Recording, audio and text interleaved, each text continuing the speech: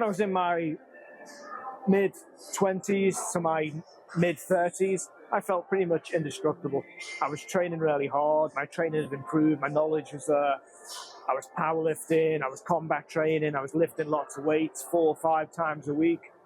And then I started to notice changes when I hit my mid-30s and moving into my 40s. I noticed I wasn't recovering as fast.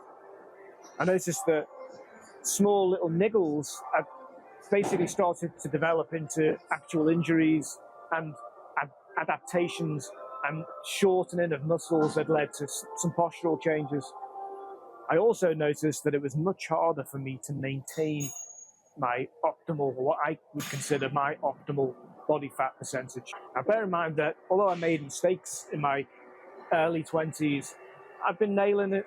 My knowledge was good, my exercise was good, my recovery was good, my sleep was good, and I had a good nutrient-dense diet, always focusing on healthy fats and the right amount of good quality protein. This video is going to be approached not from that perspective, because I've noticed these differences with what I've been doing.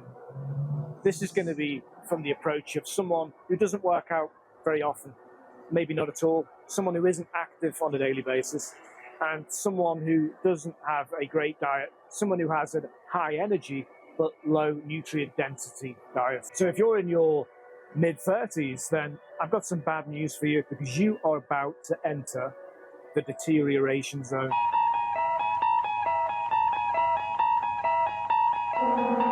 When you enter your mid-30s, it's a gradual change. You might notice this a bit sooner, a bit later, but it's a slight shift.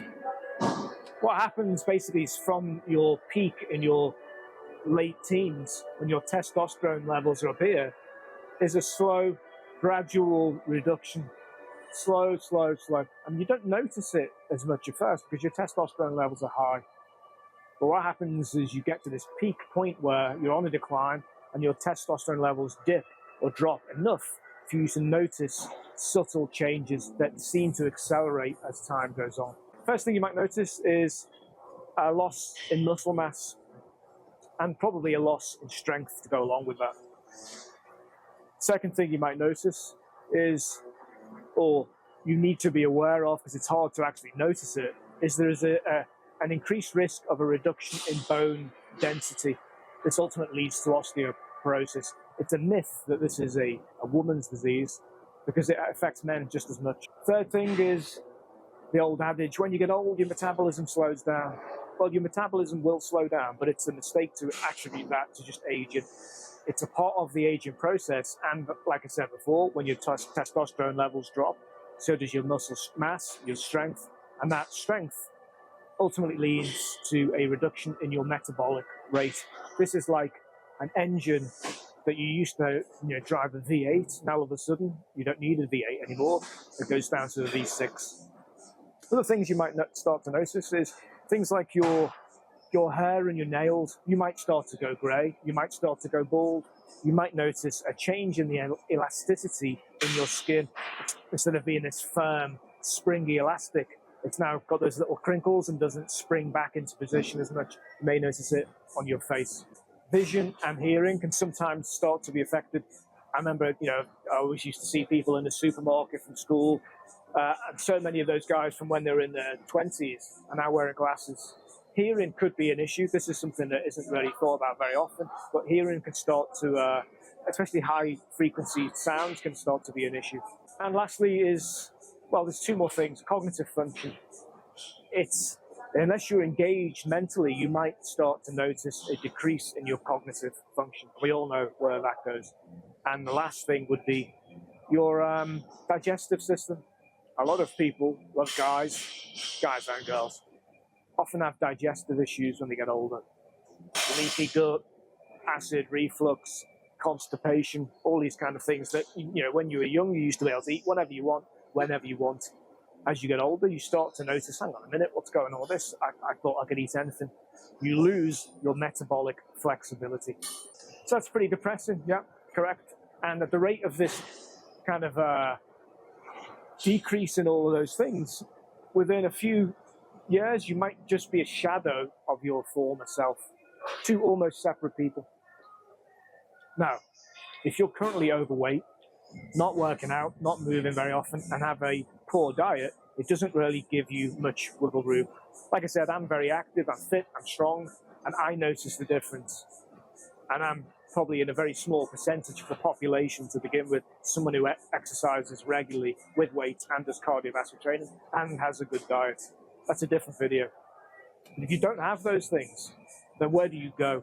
Because you're on a slippery slope to a really unpleasant place. Now, the good news is, as you already know, you can do something about it. All of those things that I've mentioned can be impacted on by the decisions you make from this point onwards.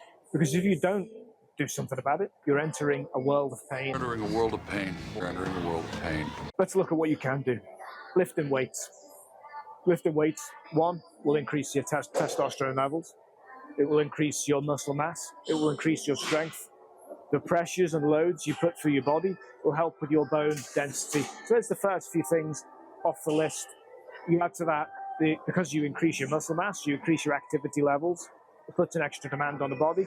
Your metabolism will be boosted or increased back to closer to where it was. That will obviously take care of your fat percentage or help with your fat percentage. Keeping active is basically, consider this your vitality.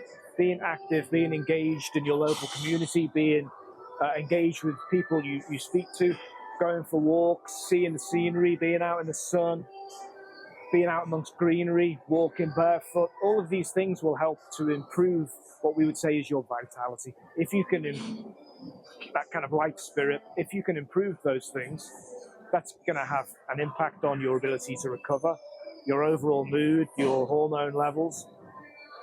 Things, although you might not make a huge impact to things like your hair going grey, being out in the sun, being engaged and being vital will probably have an effect on all of the other markers, like your digestion, your vision, your hearing, because you're out in the world and you're using it. It's a difference between someone who's out moving and has an active job and someone who sits all day in a dark room.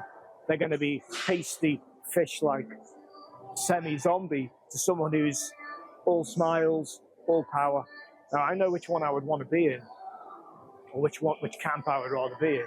You don't have to take this to extremes. You don't have to train like an Olympic athlete. You just need to start being active. Because like I've said, the choices are basically slow deterioration or fast deterioration. The choice is yours.